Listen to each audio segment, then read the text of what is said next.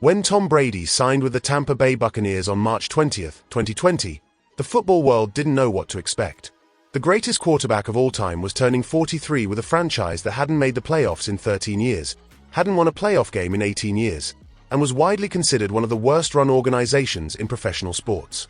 Bill Belichick had essentially written him off. Many analysts openly questioned whether Brady's success was a product of the Patriot system or his own greatness. 3 years later, when Brady finally hung up his cleats for good, the question wasn't whether he could still play without Belichick. It was whether those 3 seasons in Tampa represented the most impressive chapter of his already legendary career. To understand just how remarkable Brady's Tampa Bay run was, you need to understand what he inherited. The Buccaneers had cycled through quarterback after quarterback, coach after coach, with nothing to show for it. They had just parted ways with Jameis Winston, the former first overall pick who had thrown 30 interceptions and 33 touchdowns in 2019. A statistical oddity that perfectly encapsulated the franchise's chaotic identity. The 2019 Buccaneers went 7-9. They had talent: Mike Evans, Chris Godwin, a young defense with pieces like Devin White and Shaq Barrett. But they lacked the one thing that separates good teams from champions: stability at the quarterback position. And then came Brady. Brady's first season in Tampa Bay didn't start smoothly. In his debut against the New Orleans Saints, he threw 2 interceptions in a 34-23 loss. The hot takes began immediately. Brady's washed. He should have stayed in New England. This is going to be ugly. But something interesting happened over the next 16 games. Brady completed 401 of 610 passes for 4,633 yards and 40 touchdowns. More importantly, he led the Buccaneers to an 11-5 record and their first playoff berth since 2007.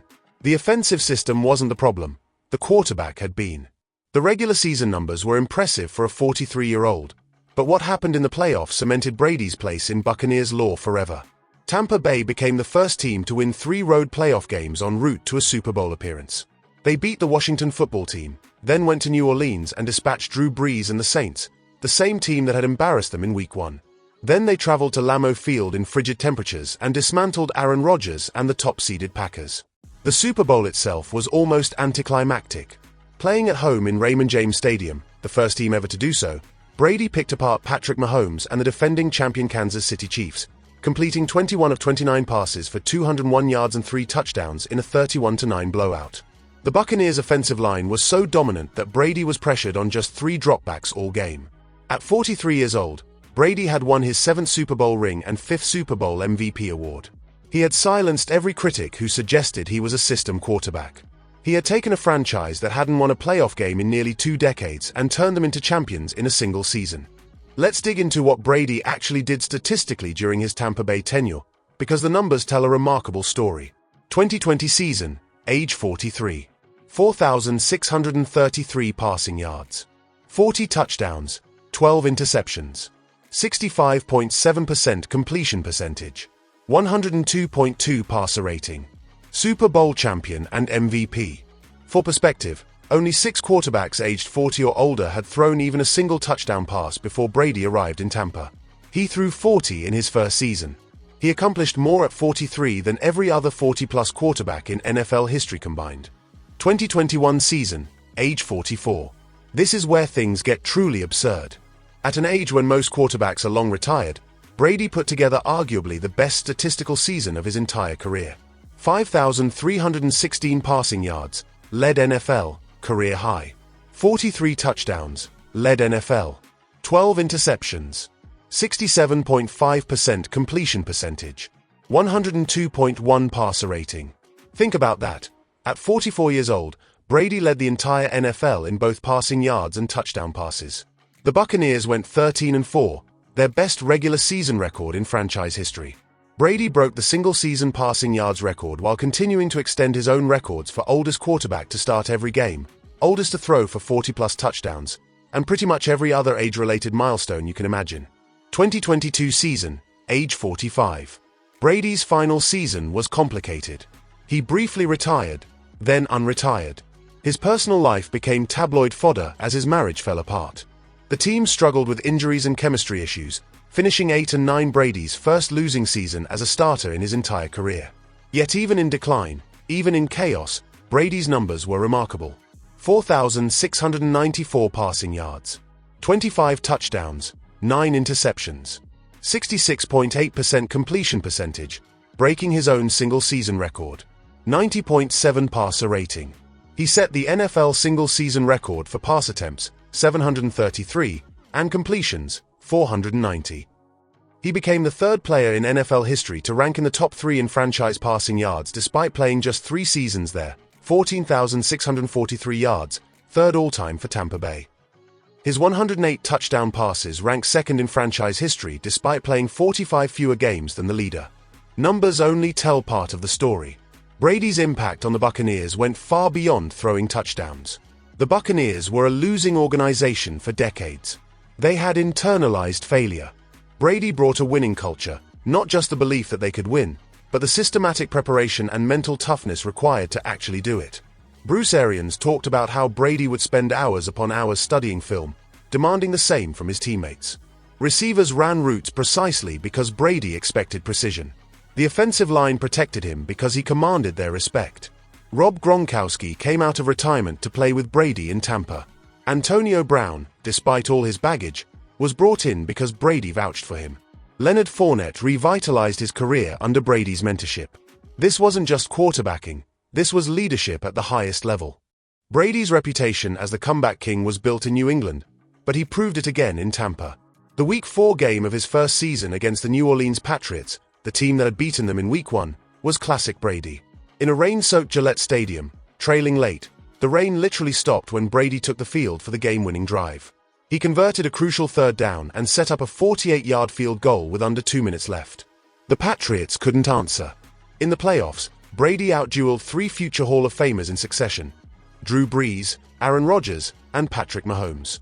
Each one was supposed to have the advantage. Brees at home, Rodgers at home, Mahomes as the defending champion. Brady beat them all. What makes Brady's Tampa run so remarkable isn't just what he accomplished, it's when he accomplished it. Modern medicine and training have extended careers, but no one defies age like Brady did. Let's compare Brady to other legendary quarterbacks at similar ages. Peyton Manning at 39, 2015 threw 9 touchdowns and 17 interceptions with a 67.9 passer rating. Won a Super Bowl largely in spite of his play. Joe Montana at 38, 1994 had a solid season but was clearly declining. Retired after the year. Brett Favre at 41, 2010 threw 11 touchdowns and 19 interceptions. Career effectively over. Drew Brees at 42, 2021 struggled with injuries and accuracy. Retired after the season. Brady at 43, 44, and 45 was better than any of these legends were in their final years. He wasn't just hanging on, he was elite. He led the NFL in major statistical categories. He won a Super Bowl and was in contention for another deep playoff run in his second season. The physical decline that seems inevitable for every athlete somehow never fully arrived for Brady. His arm strength diminished slightly. He couldn't make some of the deep throws he made at 30, but his accuracy, decision-making, and pocket presence were as good as ever. If anything, he got smarter as he got older, compensating for any physical decline with even better pre-snap reads and quicker releases. To properly evaluate Brady's Tampa Bay career, we also need to acknowledge the limitations. The 2020 playoff run was magical, but the following 2 years were disappointing by Brady's standards. In 2021, the Buccaneers lost at home in the divisional round to the eventual champion Los Angeles Rams, 30-27. Brady played well, 329 yards, 1 TD, 1 INT, but couldn't make the final drive when it mattered. In 2022, they lost in the wild-card round to the Dallas Cowboys, 31-14. Brady completed 35 of 66 passes for 351 yards, decent numbers, but the team never had a chance. The magic was gone. Brady was still good in both games, but not transcendent. Not the Brady who had mounted 35 fourth-quarter comebacks in the playoffs over his career. Father Time, it seemed, was finally catching up. One criticism of Brady's Tampa years is that he had extraordinary talent around him. Mike Evans and Chris Godwin were Pro Bowl receivers. The offensive line was among the best in football, especially tackle Tristan Wirfs, who was nearly perfect as a rookie. The defense featured multiple Pro Bowlers and was legitimately elite, particularly in 2020. Compare that to some of Brady's Patriots teams, where he won with Julian Edelman, Danny Amendola, and a rotating cast of nobodies. The 2020 Buccaneers were stacked. Brady maximized that talent, but he also needed it more than he had when he was younger. So how good was Buccaneers' Tom Brady actually? He was unquestionably elite, even spectacular at times, during his Tampa Bay tenure. He won a Super Bowl in his first season, led the NFL in passing yards and touchdowns in his second season, and remained competitive in his third season despite being 45 years old and dealing with enormous personal turmoil. But there are caveats. He had more talent around him than he'd had in years.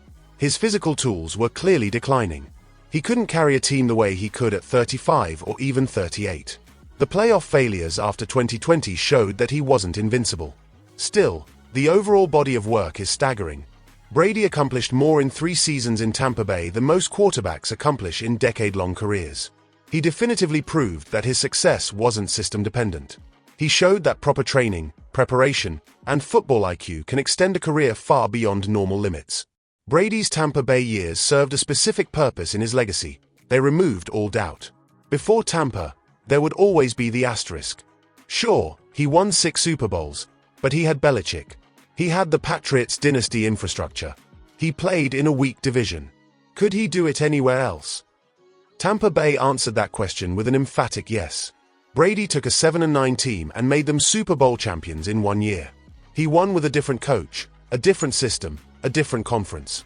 He proved that the common denominator in all his success was him. More than that, he proved he could do it at an age when most players can't even get on the field. He extended the boundaries of what's possible in professional football. Every quarterback who plays past 40 from now on will be compared to Brady's standard, and none will likely measure up. The 3 Tampa years weren't his best years statistically. Those came in his late 30s with the Patriots. They weren't his most dominant. Those championship teams from 2003 to 2004 and 2014 to 2016 were more complete. But they might be his most impressive. To reinvent yourself at 43, to win a championship in a completely new environment, to lead the NFL in major categories at 44, to remain competitive at 45. No quarterback has ever done anything like it. No quarterback probably ever will. When Tom Brady signed with Tampa Bay in 2020, the best-case scenario was probably a couple of playoff appearances and a graceful decline into retirement. Maybe he'd win 8 to 10 games a year, give the franchise some credibility, and ride off into the sunset. Instead, he won a Super Bowl immediately. He put up MVP-caliber numbers in his second season. He rewrote the record books for what's possible in your 40s. He changed the entire culture of a franchise that had been mired in mediocrity for decades. Yes, he had help. Yes, he was declining physically. Yes, the ending was a bit messy. But the totality of what Brady accomplished in Tampa Bay, winning at the highest level at an impossible age in a completely new situation, cements his status not just as the greatest quarterback of all time, but as one of the most remarkable athletes in sports history. How good was Buccaneers' Tom Brady actually? Against all reasonable expectations, against the natural decline that comes with age, against a franchise history of failure, he was great. Not just good. Not just respectable. Great. And that might be the most impressive thing he ever did.